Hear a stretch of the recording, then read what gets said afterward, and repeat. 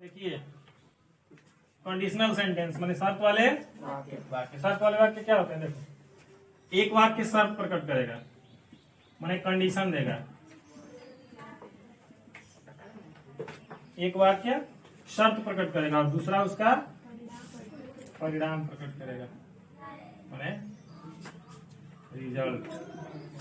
अच्छा, तो एक और चीज देखो, इस बार जितने लड़के ऐसे स्पेलिंग लिखते थे रिजल्ट का RISULT, उनका भी आया था 93% रिजल्ट। कितने महान थे। अगर यूपी बोर्ड ये कह देता, यूपी बोर्ड कह देता कि अपने मन से नंबर ले लो, तो शर्म के मारे उतने नंबर लड़के नहीं लेते जितना बोर्ड से आ गया था। सही में नहीं लेते। हम मिठाई बांट रहे हैं, कोई रेलवे स्टेशन पर जाकर मिठाई बांट रहा है, टिकली में जाके बांट रहा है, कोई केक काट रहा है। क्यों? कि हमारा 93% आया, क्योंकि उसको विश्वास था कि 93 तो किसी जन्म में नहीं आएगा। जो एक साल फेल हुआ था उसका भी आया 87%, 88%। अब वो मिठाई नहीं बांटेगा यार। आज जो जिसका 87, 88 आया है, जो फेल है, उनसे जाके कहो कि चलो पेपर दो, ये वाला कि जो दोबारा पेपर दिलवाया जा रहा है, उस पेपर को तो क्या खाते हमारे ठीक हुआ। कंडीशनल सेंटेंस का मतलब होता है शर्त वाले। जब दो सेंटेंस जुड़ के रहेंगे, आपस में जुड़कर दो सेंटेंस आएंगे, तो एक वाक्य क्या करेगा? शर्त प्रकट करेगा और दूसरा उसका परिणाम व्यक्त करेगा। पहचानेंगे कैसे? हिंदी तो इंग्लिश पढ़ रहे हैं ना, कैसे पहचानेंगे कि कौन शर्त प्रकट कर रहा है, कौन परिणाम प्रकट कर रहा है? तो जिस सेंटेंस में यदि जुड़ा होगा या फिर अगर, जिस सेंटेंस की शुरुआत हिंदी में यदि या अगर से होगी, वो सेंटेंस क्या प्रकट करेगा? शर्त माने कंडीशन। और जिस सेंटेंस की शुरुआत तो या तब से होगी हिंदी में, तो या तब से, वह क्या प्रकट करेगा?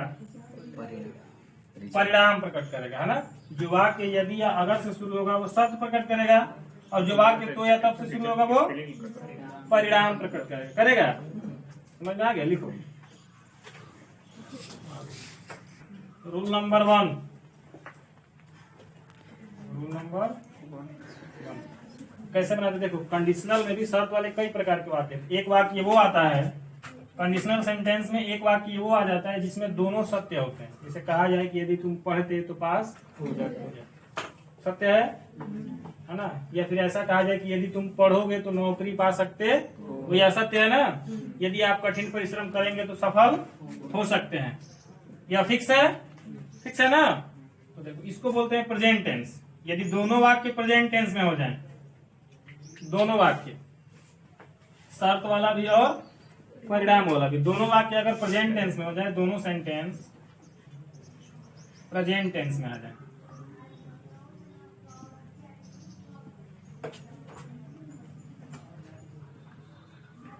यदि दोनों सेंटेंस प्रेजेंट में आ जाए, तब क्या करेंगे? जिस टेंस में दोनों वाक्य हैं उनका अनुवाद दूसरी टेंस में आप बना दीजिए, ठीक है। लेकिन यदि सत्य फिक्स आता है, हाँ कि ऐसा हो सकता है, अगर आप ऐसा करेंगे तो ऐसा हो सकता है ना, तब आप किसका प्रयोग करिएगा? सबसे पहला सेंटेंस जो होगा उसको प्रेजेंट इंडेफिनिट में बनाइएगा, जिसको हम सिंपल प्रेजेंट टेंस भी कहते हैं ना। प्रेजेंट इंडेफिनिट टेंस, सब्जेक्ट नहीं, बनाते समय सबसे पहले क्या करते हैं? सबसे पहले यदि या अगर के लिए हम रख देते हैं इफ। यदि या अगर के लिए क्या रखते हैं? इफ। यदि या इफ, इसके बाद हम रख देंगे सब्जेक्ट, उसके बाद रख देंगे हेल्पिंग वर्ब, फिर मेन वर्ब, और उसके बाद अदर वर्ड या ऑब्जेक्ट, और तो या तब के लिए हम क्या लिखेंगे? कामा। देन का प्रयोग भूलकर भी मत करिएगा, है ना। देन का अर्थ तब होता है, लेकिन इसका प्रयोग हम नहीं करेंगे, कामा दे देंगे, है ना। उसके बाद फिर से रख देंगे यहाँ subject, helping verb, main verb और ऑब्जेक्ट। हो जाएगा? उतार लीजिए इसको, तो एग्जाम्पल बता दो। कमजोर हो तो तुम्हें अधिक परिश्रम करना चाहिए या मेहनत करनी चाहिए, है ना। यदि तुम कमजोर हो, यदि तुम कमजोर हो तो तुम्हें अधिक मेहनत करनी चाहिए। यदि तुम कमजोर हो तो तुम्हें अधिक मेहनत करनी चाहिए।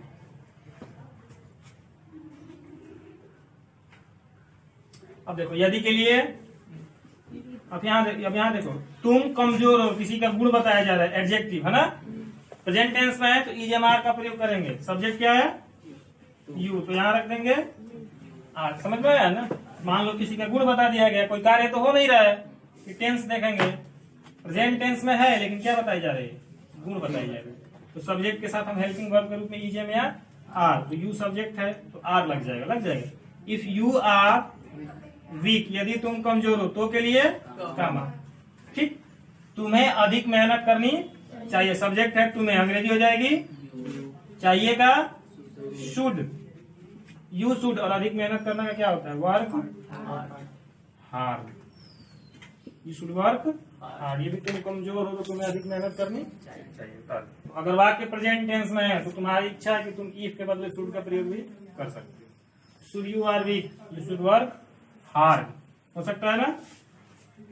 आगे देखो, अगला जो नियम आता है रूल नंबर 2, यदि दोनों सेंटेंस पास्ट में आ जाए, है ना, यदि दोनों सेंटेंस पास्ट में हो तब क्या करेंगे? तो सबसे पहले रख दिया इफ, है ना, उसके बाद रख दीजिए सब्जेक्ट, फिर हैड, फिर वर्ब का थर्ड फॉर्म, और उसके बाद अदर वर्ड। अब मन करे तो यहाँ हैड भी रख सकते हो, रखा जा सकता है इसके बदले, है ना। जब यहाँ हैड रखेंगे तो यहाँ से हटा देंगे। ठीक, इसके बाद हम देंगे कमा। अब ये जो हिस्सा है इफ सब्जेक्ट हैड V3 और अदर वर्ड, या किस वाक्य के लिए होगा? शर्त वाले के लिए, है ना, इसमें यदि या अगर से शुरुआत होगी। यह किस सेंटेंस के लिए होगा? जिस सेंटेंस की शुरुआत यदि या अगर से होगी, अर्थात शर्त वही प्रकट करेगा ना। उस सेंटेंस के लिए हम लगाएंगे सब्जेक्ट के बाद हैड, और हैड के बाद किस टेंस का स्ट्रक्चर है? प्रेजेंट परफेक्ट टेंस का है। यानी अगर दोनों पास्ट टेंस में, दोनों सेंटेंस पास्ट में है ना, तो शर्त वाले का अनुवाद हम प्रेजेंट परफेक्ट टेंस में कर देते हैं। ठीक है, प्रेजेंट परफेक्ट टेंस, और परिणाम वाले का अनुवाद हम would plus have plus V3 में करते हैं, है ना। यानी कामा के बाद हम रख देंगे सब्जेक्ट, है ना, उसके बाद वुड हैव हो जाएगा। माने परिणाम वाला जो सेंटेंस होगा उसमें सब्जेक्ट, सब्जेक्ट के बाद वुड हैव, उसके बाद वर्ब का तीसरा रूप यानी थर्ड फॉर्म, और उसके बाद रख देंगे अदर वर्ब। यह जो सेंटेंस बनेगा कामा से लेकर के यहाँ तक, यह क्या प्रकट करेगा? परिणाम वाले वाक्य के लिए,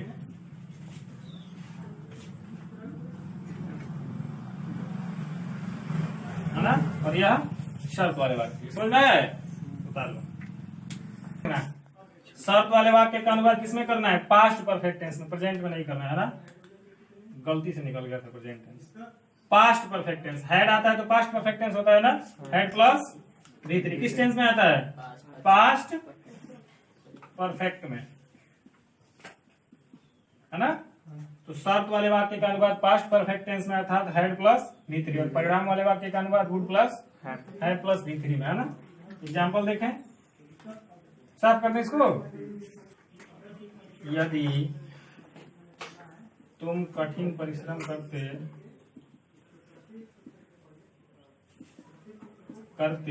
तो पास हो जाते, तो पास हो जाते। कह रहे कि यदि तुम कठिन परिश्रम करते, है ना, पास्ट में अगर करते तो पास हो जाते, अर्थात तो फेल खत्म हो चुका है, मतलब तुम फेल। कोई तुमको सुझाव दे रहा है कि यदि तुम कठिन परिश्रम करते कब? पास्ट में, तो पास हो जाते कब? पास्ट में हो जाते। बनाओ पहले सेंटेंस है, नहीं यदि तुम कठिन परिश्रम करते, यही ना है शर्त वाला। इसका किसने बनाना है? पास्ट परफेक्ट में, यानी हैड प्लस V3। अब देखो यदि के लिए क्या रखना है? इफ, सब्जेक्ट है यू, उसके बाद रख देंगे हैड। इफ यू हैड, और हैड के साथ V3 आता है, कठिन परिश्रम करना का हो जाएगा worked hard. If you had worked hard, या फिर इसको ऐसे भी बना सकते हो कि हैड यू वर्कड हार्ड। किसी भी तरीके से इसको बना सकते हो, है ना। If you had work hard, चाहे हैड यू वर्क हार्ड, तो के लिए कामा। पास हो जाते, कौन पास हो जाता? तुम। सब्जेक्ट यही है ना, तो सब्जेक्ट क्या रख दिया? यू। ठीक है, उसके बाद क्या रखना है? परिणाम यही आ रहा है ना। शर्त यह है कि यदि कठिन परिश्रम करते तो परिणाम क्या निकलता कि पास हो जाते। तो यू के बाद हम क्या रख देंगे?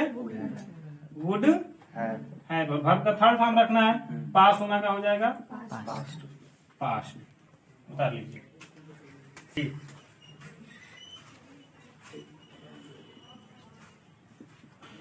अब मान लो दोनों वाक्य फ्यूचर टेंस में आ जाए, हो सकता है ना। जो दोनों सेंटेंस दिए हैं, शर्त वाला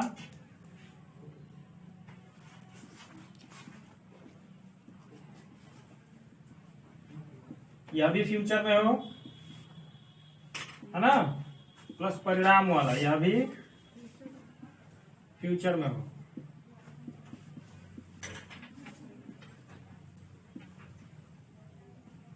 तब हम किस नियम को लगाएंगे? देखो, यदि शर्त वाला वाक्य भी फ्यूचर में और परिणाम वाला वाक्य भी फ्यूचर में हो तो क्या करेंगे? देखो, शर्त वाले वाक्य को हम बना देंगे प्रेजेंट इंडेफिनिट टेंस में, है ना, यानी सिंपल प्रेजेंट टेंस जिसको कहते हैं। इफ सब्जेक्ट V1 या V5, V5 मैंने एस या यस, और उसके बाद ऑब्जेक्ट या शर्त वाले के लिए हो जाएगा। इफ सब्जेक्ट V1 या V5, उसके बाद ऑब्जेक्ट, प्रेजेंट इंडेफिनिट टेंस हो गया। उसके बाद तो के लिए कामा, और जो परिणाम वाला वाक्य होगा उसको हम रखेंगे फ्यूचर इंडेफिनिट टेंस में, मतलब सब्जेक्ट शैल या विल, शैल या विल रखेंगे। अब मन करे तो केवल विल रखना, कोई दिक्कत नहीं है ना। सब्जेक्ट शैल या विल, और शैल विल के साथ V1 और V1 के बाद यह हो जाएगा शर्त वाले, सॉरी परिणाम वाले के लिए। शर्त वाले वाक्य के लिए प्रेजेंट इंडेफिनिट टेंस और परिणाम वाले के लिए फ्यूचर इंडेफिनिट टेंस। मन करते हैं लिख दे रहे हैं प्रेजेंट इंडेफिनिट टेंस, और परिणाम वाले के लिए हो जाएगा फ्यूचर इंडेफिनिट टेंस। अरे गांव जाऊंगा, यदि एग्जाम्पल है कि यदि मैं तुम्हारे गांव जाऊंगा तो मैं तुम्हारे पिता से मिलूंगा, मैं तुम्हारे पिता से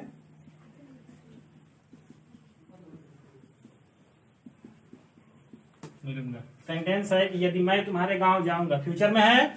शर्त वाला वाक्य क्या करेगा? यदि मैं तुम्हारे गांव, तो परिणाम क्या निकलेगा कि मैं तुम्हारे पिता से मिलूंगा, यही परिणाम निकलेगा ना।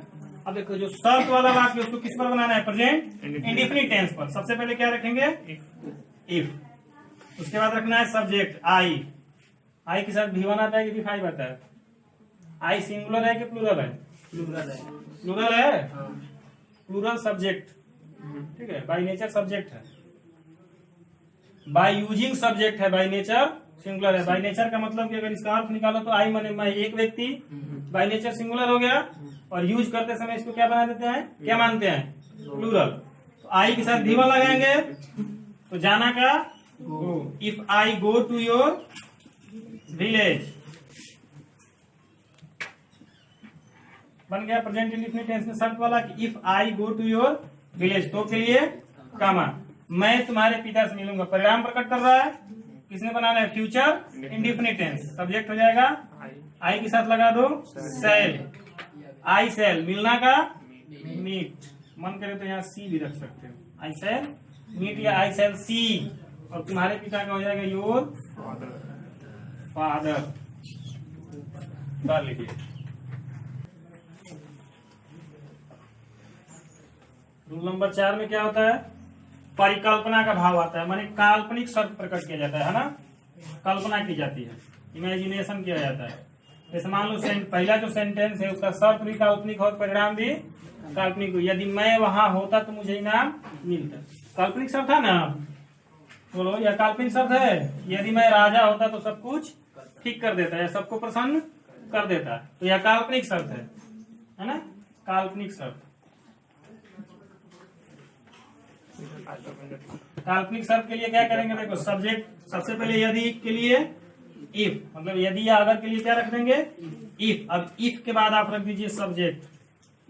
अब अगर यह सब्जेक्ट सिंगुलर भी है तो भी हेल्पिंग वर्ब क्या आएगा,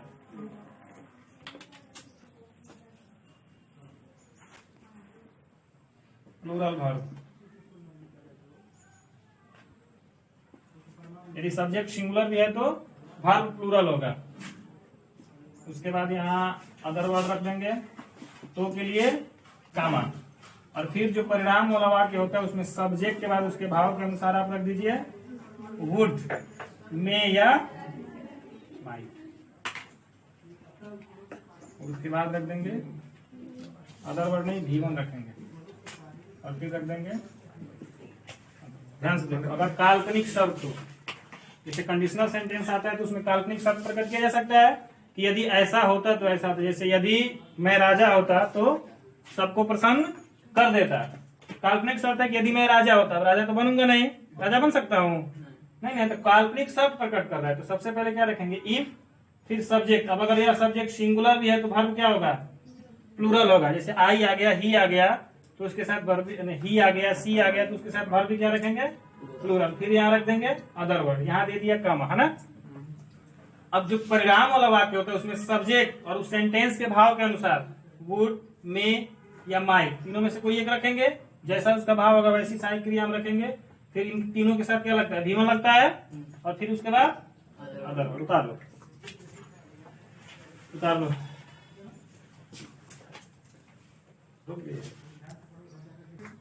संभावना के लिए, है ना, जिसे पॉसिबिलिटी भी आ जाए। यदि इमेजिनेशन काल्पनिक शर्त के साथ पॉसिबिलिटी भी है, संभावना भी है, तो मे या माइट का प्रयोग करिए, अन्यथा वुड का। कहा जा सकता है कि यदि बादल आते तो बारिश हो सकती थी, या फिर यदि बादल आते तो बारिश हो सकती है। यह भी काल्पनिक है ना, है, लेकिन इसके साथ संभावना भी प्रकट की जा रही है कि यदि बादल आते या बादल गिरते तो बारिश हो सकती है। तो जहां संभावना भी प्रकट करना है वहां में या प्रेजेंट में में कर दीजिएगा, पास्ट में माइट। लेकिन यदि संभावना प्रकट नहीं करना है, केवल काल्पनिक शर्त है, तो वुड का प्रयोग करेंगे। एग्जाम्पल देख लीजिए,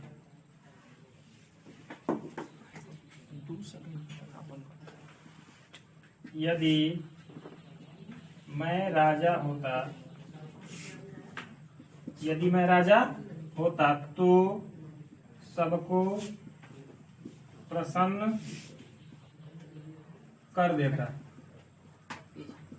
यदि मैं राजा होता तो सबको प्रसन्न कर देता, है ना।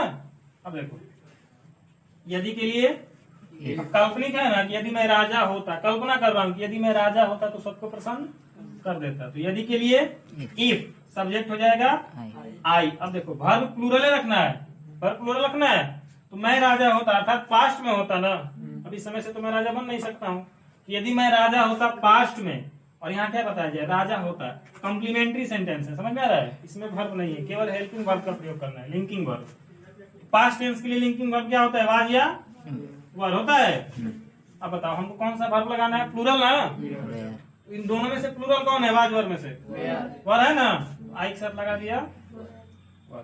If I were a king. अब कहोगे कि यहाँ एक तो आया नहीं, तो एक का प्रयोग क्यों करेंगे। अपने मन से भी कुछ सेंस लगाना पड़ता है कि यदि मैं राजा होता तो एक ही राजा होता ना, 8 राजा तो होता नहीं, एक ही होता ना। If I were a king, तो के लिए जो शर्त वाला वाक्य उसमें इफ रखा गया, सब्जेक्ट के साथ प्लूरल वर्ब रखा गया, आई के साथ सिंगुलर वर्ब रखा जाता है ना वाज, लेकिन चूंकि काल्पनिक प्रकट कर रहा है तो आई के साथ वर्ब रखा गया। If I were a king, were भी पढ़ो, अपने यहाँ वेयर पढ़ते हैं। If I were a king, तो के लिए सबको प्रसन्न कर देता। कौन प्रसन्न करता, मैं ना, यहाँ रख दिया आई। अब देखो संभावना तो प्रकट नहीं की जा रही है, सबको प्रसन्न कर देता है ऐसी कल्पना की जा रही है, केवल कल्पना की जा रही है। तो आई के बाद हम क्या रख देंगे, वुड रख देंगे। I would make happy, I would make, और किसको प्रसन्न कर देता है, सबको, एवरीबॉडी, एवरी। बोलो कंडीशनल सेंटेंस समझ में आ गया, खत्म हो गया कंडीशनल सेंटेंस।